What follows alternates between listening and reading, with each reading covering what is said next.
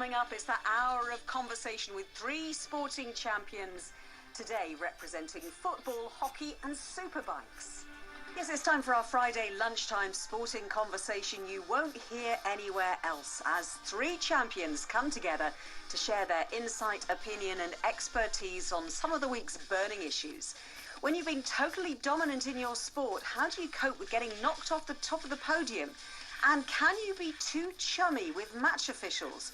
Joining me today are Great Britain's gold medal winning hockey captain Kate Richardson-Walsh, 4 times World Superbike champion Jonathan Ray, and English football legend Kelly Smith. Hello, panellists. Hi everyone. Hello. Hi. Great to have you all with us. And we want you to get involved, as always, as well. In particular, it's the London Marathon on Sunday, so we want to know your greatest feats of endurance. Yeah, with the marathon, I kind of respect the pros, but I respect the amateurs more, especially those that are doing it for charity, because they haven't done all this training like the professionals have, and they're just the people that just pick it up to do it off the bat is huge credit to them, and I always love watching it.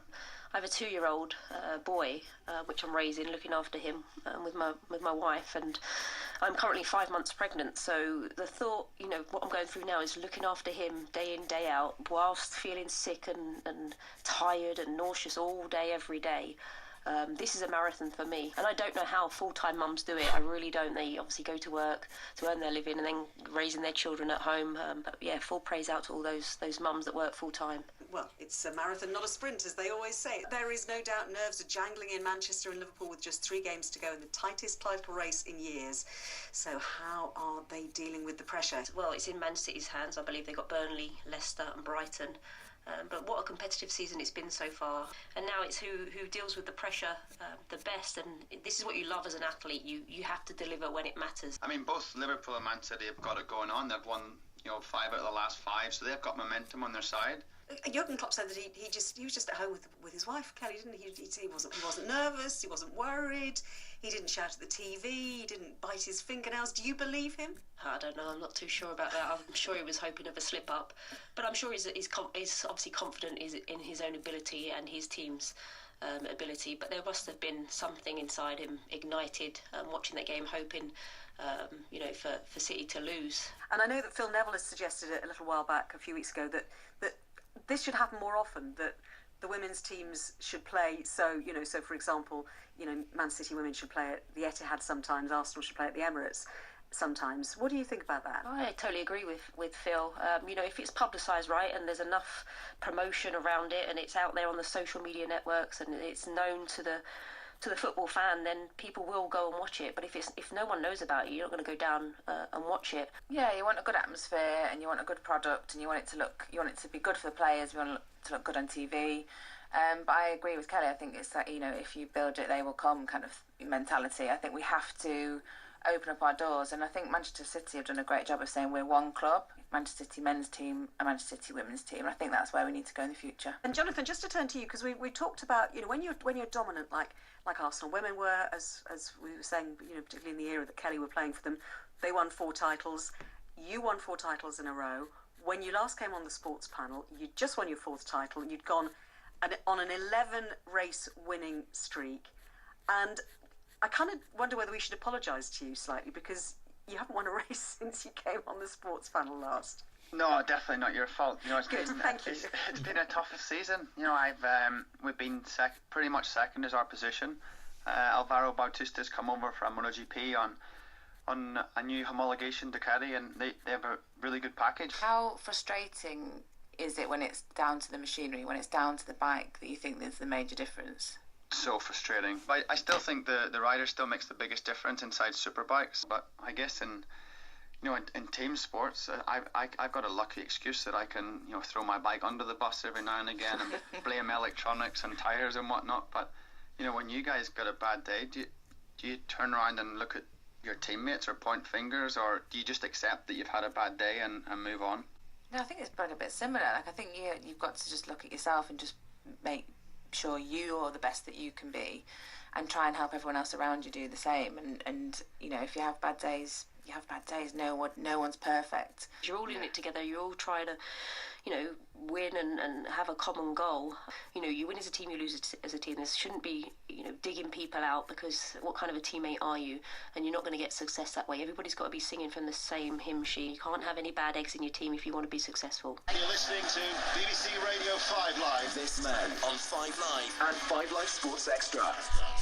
So part 2 of the Friday Sports panel coming up. Now, let's start the second half by talking about a story which came out yesterday, that 2 UK betting giants are going to change the way they advertise to help the problem of gambling addiction. William Hill say that they're stopping football shirt sponsorship, GVC also stopping perimeter adverts, and it's called for an end to all UK sports betting broadcast advertising at any time of the day on live and repeated sporting events. And Kelly, this is something that's quite close to your heart, isn't it?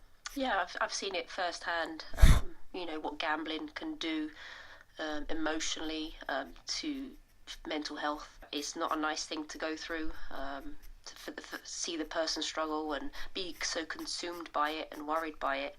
I think it's a fantastic thing, and for these big companies to come out and do this, know that there's a massive problem within the UK that this is happening, and I'm really pleased to see that that's the case. Yeah, I mean, I think it'd be interesting. I was just thinking when Kelly was talking then that obviously with cigarette smoking, they covered up cigarette packets, they stopped cigarette advertisements being on billboards, and now you don't see it anywhere. And I just wonder if that has had the effect that they'd hoped for. Maybe if they can stop throwing money in people's faces on shirts and spend, a bigger portion of their budgets in research to help people that have been affected by the causes of gambling, then that would definitely be a step in the right direction. So don't miss your chance to vote for the BBC Women's Footballer of the Year 2019.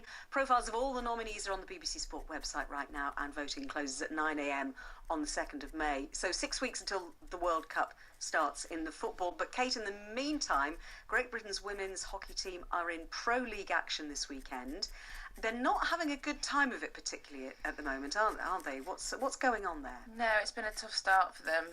They've had 6 games so far in the Pro League, which is running from January to June, and it's 9 teams all playing a home and away fixture.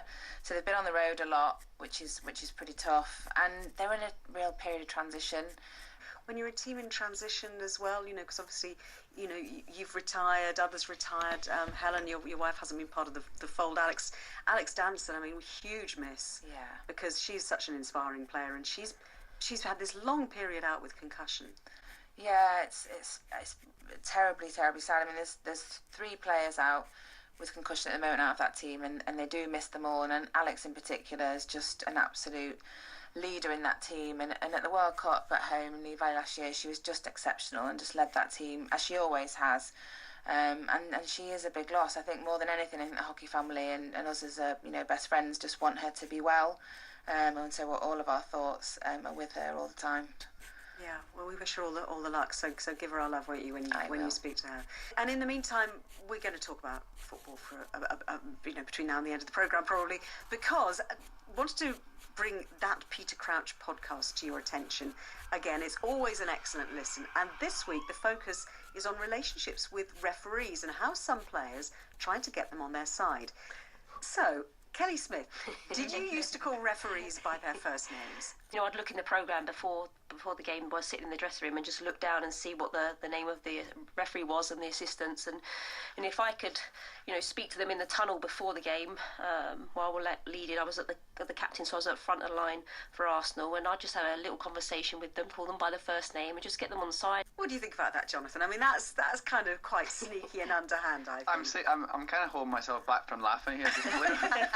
We don't have that luxury in my sport. I put my helmet on and we got 22 laps to sort the result out. But I can really understand in football, because the ref can pull, it's so objective on his behalf or her behalf that they can call that result. Kate, what was your tactic with referees? I think it is part of the game. I mean, I probably did try and be a bit tactical, as Kelly said, and certainly if there are things that we'd scouted, our coach used to maybe come up to me before the game and say, look, if you could have a little word with the umpires about, the other team are going to try and do this and that, and maybe look out for it.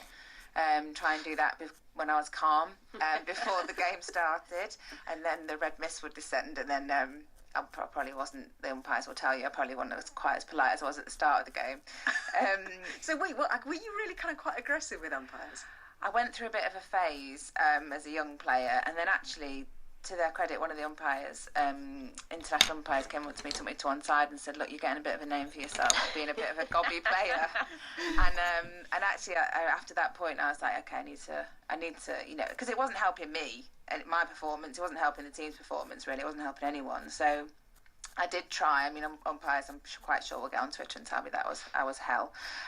But I did definitely try to rein that in. I remember the International Federation brought in a system recently, I think it's stopped now, where you had to rate the umpires after the game and then they would see your rating, but in the middle of a tournament. I was like, well, I'm only going to give them a 10 out of 10 because we might get them next game.